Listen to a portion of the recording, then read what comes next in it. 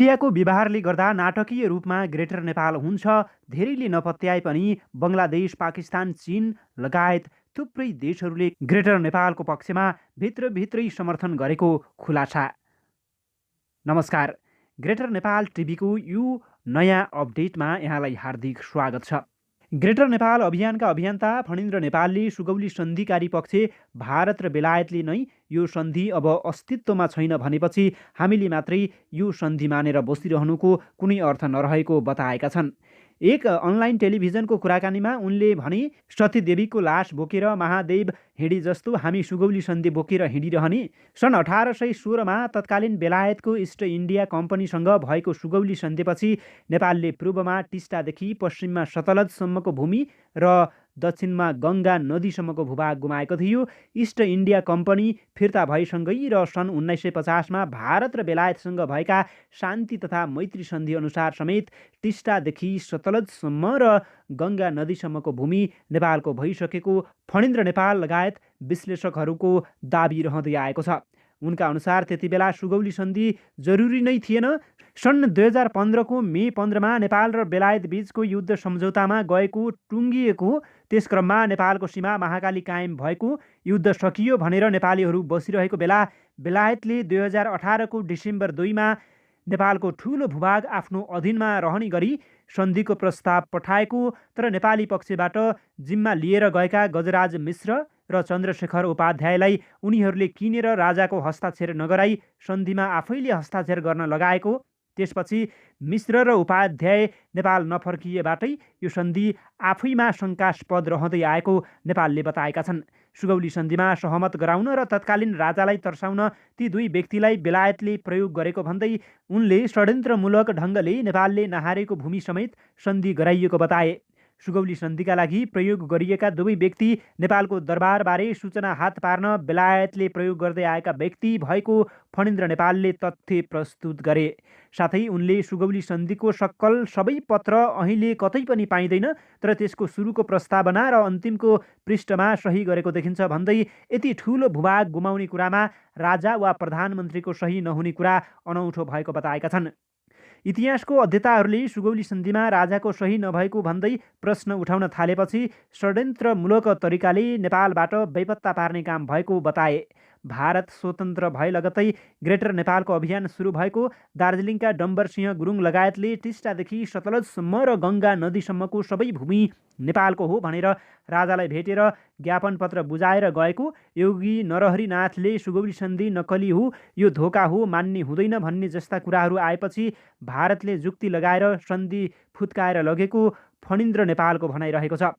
उनले सन्धिपछि नै बेलायतले काठमाडौँमा दूतावास खोलेर बसेको र नेपालको राजनीतिमा खेल्न थालेको बताउँदै नेपालको राजनीतिमा पाण्डे र थापा बीचको द्वन्द्वले कहिले राजा शक्तिशाली हुने त कहिले रानी, सोही क्रममा जङ्गबहादुरको उदय भएको र उनको उदयमा पनि बेलायतको हात रहेको नेपालको तर्क रहेको छ।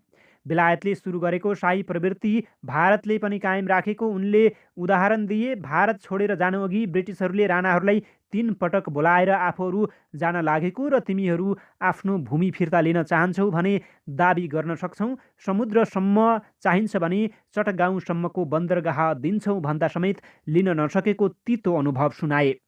अभियन्ता नेपालले बेलायतीहरूलाई भारतीयले धपाएको दाबी गलत हो भन्दै बेलायतले आफ्नो संसदबाट कानुन पास गरेर पाकिस्तान र भारतलाई स्वतन्त्र गरिदिएको हो भन्दै सोही आधारमा टिस्टादेखि सतलजसम्मको भूमि नेपालको भइसकेको जिकिर गरे।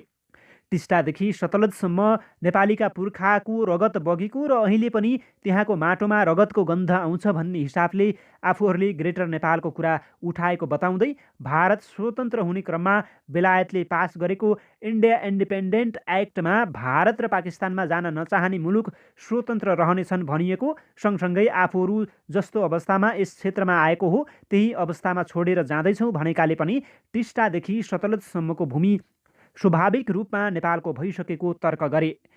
फणिन्द्र नेपालले भारतमा रहेका नेपालीहरूले बेलायतीहरूलाई फिर्ता गराउन गरेको आन्दोलन भारतलाई स्वतन्त्र बनाउन नभई नेपाललाई स्वतन्त्र बनाउन गरेको हो र त्यो नेपाल भनेको टिस्टादेखि सतलजसम्मको हो भने। उनले नेपालको भूभाग गुम्ने क्रममा गरिएको भनिएको सुगौली सन्धिलाई समेत शान्ति सन्धि भनिनु गलत हो भन्दै यो बाउन्ड्री सन्धि भएको तर्क गरे।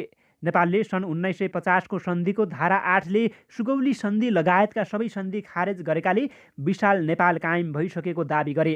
साथै सन् 1950 को सन्धिको धारा 1ले नेपाल र भारतको टेरिटोरियल इन्टिग्रिटीलाई स्वीकार गर्ने भनेकाले पनि टिस्टादेखि सतलजसम्मको भूमि नेपालको भइसकेको भन्दै दाबी गरेका छन्।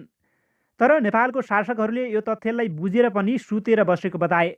भारत स्वतन्त्र हुने क्रममा तुलसी मेहर भन्ने व्यक्तिलाई राणाहरूले महात्मा गान्धीलाई भेट्न पठाएको, त्यस क्रममा गान्धीले अङ्ग्रेजहरू जान लागेकाले तिम्रो भूमि फिर्ता लैजाने भए लैजानु भनेको, सँगसँगै गान्धीले अङ्ग्रेजलाई धपाउने नेपाली यही भएकाले उनीहरूले निरङ्कुश राणातन्त्रलाई पनि हटाउँछन् भनेपछि राणाहरूले बाँकी भूमि फिर्ता लिने आँट नगरेको तथ्य पनि सुनाए। टिस्टादेखि सतलजसम्मको भूमि नेपालको हो भन्ने कुरा स्वयं नेपालीहरूले नै बुझ्न नसकेको उनको भनाइरहेको छ। नेपालले जबसम्म यस विषयमा नेपालीहरू नै जागरुक हुन्छन् तब मात्रै भूमि फिर्ता गर्न सहज हुन्छ भन्दै केही इतिहासकारहरूले भारतको स्वार्थमा नेपालको यस इतिहासबारे गलत व्याख्या गरिरहेको बताएका छन्। नेपालका शासकहरू भारत प्रस्त हुँदा नेपालको ठूलो भूमिमा भारतले कब्जा जमाउँदै आएको भन्दै उनले यदि नेपालले दाबी गर्यो भने टिस्टादेखि सतलजसम्म र गङ्गा नदीसम्मको भूमि फिर्ता हुनुपर्छ, भारतले गर्नुपर्छ भन्ने भारतीयहरूलाई पनि राम्रो ज्ञान रहेको, सोही कारण उनीहरूले नेपाललाई स्थिर बन्न नदिने यहाँका नेता तथा शासकहरूलाई खेलाउने काम गर्दै आएको बताएका छन्। इन्डियाको व्यवहार हेर्दा नाटकीय रूपमा ग्रेटर नेपाल निर्माण हुने फणीन्द्र नेपालको दाबी रहेको छ।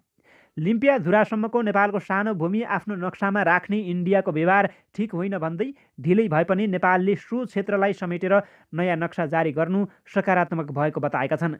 कालापानी होइन, अब नालापानी चाहिन्छ भनेर धेरै आवाज उठिसकेको भन्दै उनले नेपालले आफ्नो भूमि एक दिन फिर्ता लिएरै छाड्ने दाबी गरेका छन्।